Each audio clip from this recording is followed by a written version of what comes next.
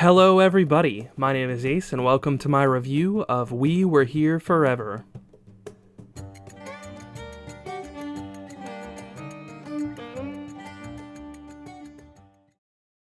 We Were Here Forever is a co-op only game that relies heavily on voice chat to solve puzzles. Basically, you and your partner see different parts of a puzzle and try to communicate to one another to make those parts fit together. The story picks up in a familiar setting for returning players, when you wake up in a prison cell deep at the heart of Castle Rock. You and your partner have to work together to figure out how to escape by navigating a maze of puzzles.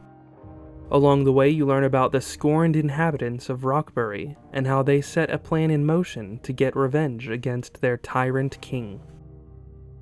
This adventure brings you through different places like a creepy graveyard, an incredible foundry, and a stress-inducing quarry.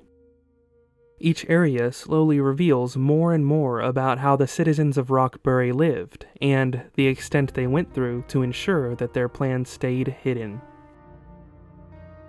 Now, before I get into the meat of my review, I want to say that We Were Here Forever is a game that stands on its own. Like the other We Were Here games, you don't really have to know what happened in the previous one to understand or appreciate what happens in this one. So, if you're new to the series, don't worry about it. Also, my review is going to be spoiler-free, which means I'm not going to go into any depth on any of the story details aside from what's discussed and shown on the store page of the game. With that being said, We Were Here Forever has a few things that are simply outstanding, so let's look at a few of them. Graphics. Total Mayhem Games really stepped up their game, so to speak, for this latest installment in the We Were Here series. The scenery of Castle Rock is carefully crafted to give you a sense that you're immersed in an abandoned steampunk-esque castle. After traversing the gloomy halls of the fortress, you're suddenly thrust into breathtaking high fantasy realms. This incredible contrast gives the feeling that you're in a place that exists beyond the veil of reality. Overall, you can expect to experience and explore extraordinary environments. Accessibility. We Were Here Together is the predecessor of this game, and after I played We Were Here Together, I offered feedback to the devs about the game's accessibility. There were shortcomings with some of the game's color-based puzzles.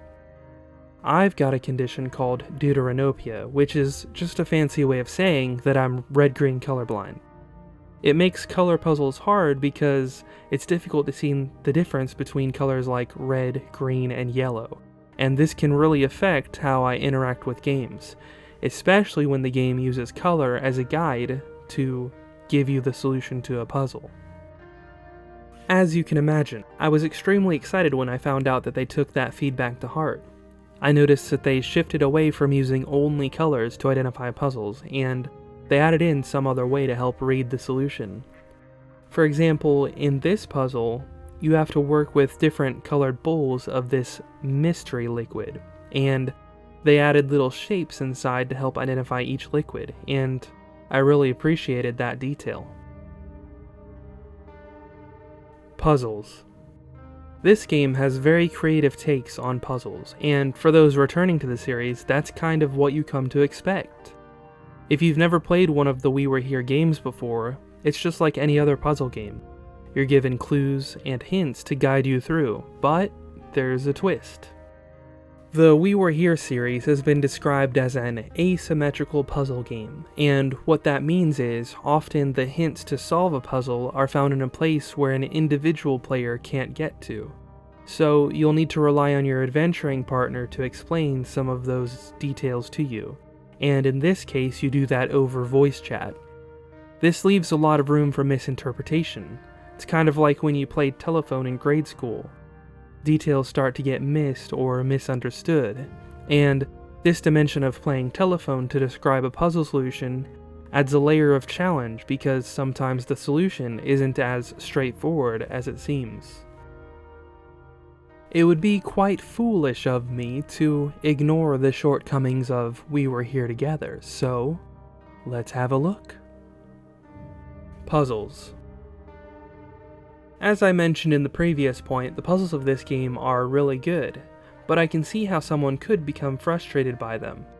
Sometimes the puzzle solutions are extremely vague, and I'd say even that in this game, it's more difficult than your average puzzle game, and that's because you have to rely on your partner to give you some of the solutions.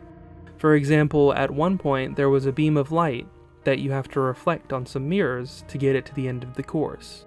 It's a relatively straightforward concept. You bounce light from mirror to mirror and get to the end, right?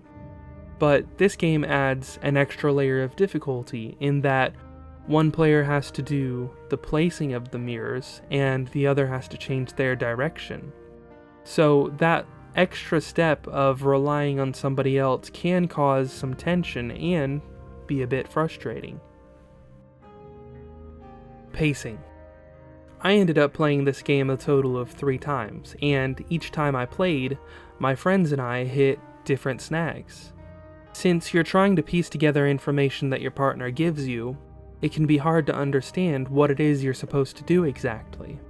You have to rely on your partner to give you reliable information, and similarly, they have to rely on you. There's a lot of room for error, and because of that room for error, it's reasonable to assume that you may get stuck on 1 or 2 of the puzzles. Getting stuck can be disheartening, especially if you just blew through a puzzle without missing a single beat. The pace is reliant on how quickly you and your partner can solve puzzles, so in this way, the game offers a mixed bag of progression and pacing throughout. Exclusionary gameplay. I just want to say that these detractors aren't really the fault of the developers at all. The nature of the game simply excludes certain people from having a full experience. For example, it's a 2-player only game, you can't play without a co-op partner, and you need to have an internet connection. Furthermore, this game relies on voice chat, and it has at least one puzzle that's hearing-based. That means that it could exclude you from playing if you're hard of hearing or deaf. As usual, I'll recap my rating system real quick. My system is designed to determine how likely I would be to suggest a game to someone who's looking for something new to play. I use a 1 to 5 star scale to keep things decisive. Generally, a 10-point system tends to only use the last few points anyway. Furthermore, I avoid using half stars, it'll be whole numbers only. A 1-star game is one you think you'd find at the bottom of a bargain bin, just not really interesting. A 3-star game is a net neutral, it has just as many positives and negatives, and it's not really for everyone. And a 5-star game is a game that has a little something for everybody, something that anybody could pick up and play and enjoy. So, what do I rate We Were Here Forever with all of that taken into account? I rate We Were Here Forever a very solid 4 stars. We Were Here Forever is an extremely fun game to play. There are very few people who wouldn't enjoy playing it. The only real criticism that I can bring to the table is that it kind of struggles with pacing at certain points, but otherwise, it took me and my friends an average of 10 hours to get through each playthrough. Each playthrough was a unique experience. So for $20, this game is absolutely worth the price tag, and I would suggest this game, or I would recommend this game to most people. This game had a couple of symbols and imagery that look similar to one another, so it's very helpful to describe the puzzles that you're seeing to your partner with as much detail as possible to avoid miscommunicating. If you get stumped, it may be best to look at a guide. It can be frustrating if you're spending more than an hour on a puzzle, and I don't think it's worth it to put in that extra frustration and that extra time if it's just not clicking. So, there's no shame in looking up the solution to these puzzles. If you need a partner to play this game, there is an official Discord community, so you can find your partner there, and it also has a lobby where you can join other people's, queues. So I wouldn't stress too much if you find yourself wanting to play and you don't have a partner, because you should be able to find somebody through Discord or through the game's, in-game lobby. Anyway, that'll be it from me, Ace, If you like the video, make sure you hit the like button. If you want to see more, I've got a playlist on my channel for review videos. I also do animations, so, give me a sub if you like. Anyway, I'm gonna go lay on my floor and consider the meaning of life for a while. So, I'll see you next time. Bye.